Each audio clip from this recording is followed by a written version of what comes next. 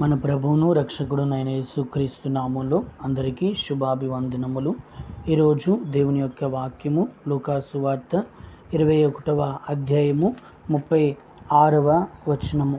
కాబట్టి మీరు జరగబోవు వీటినెల్లా తప్పించుకొని మనిషి కుమారుని ఎదుట నిలబడుటకు శక్తిగల వారగునట్లు ఎల్లప్పుడూ ప్రార్థన చేయుచు మెలకువగా ఉండుడని చెప్పెను.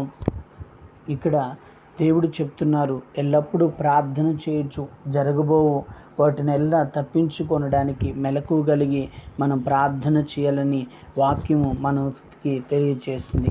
జరగబోయే ఏమిటి అని అంటే చూస్తూ ఉంటున్నాము, భయానకరమైన తెగుళ్ళు గడిచిన దినాలు వచ్చినాయి.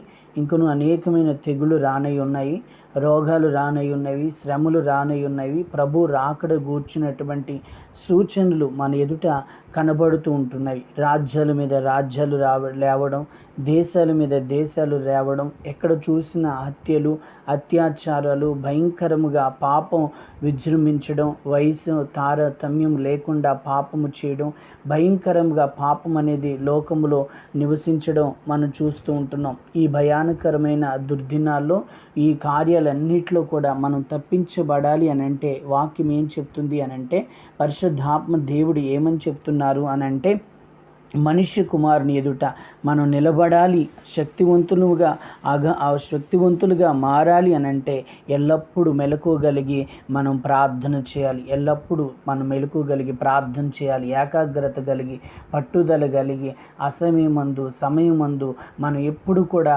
ప్రార్థించే వారముగా ఉండాలి. ప్రార్థించడం కొరకే మన నోరు తెరవబడాలి.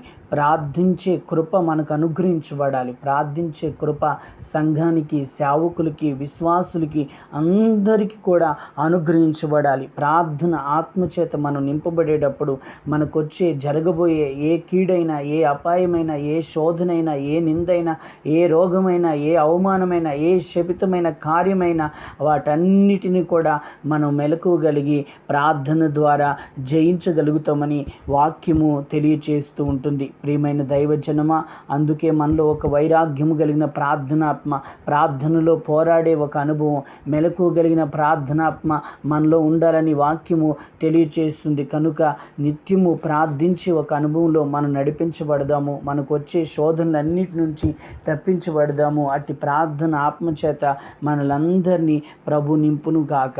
అట్టి కృప, ప్రార్థించే కృప మనకు అనుగ్రహించును గాక.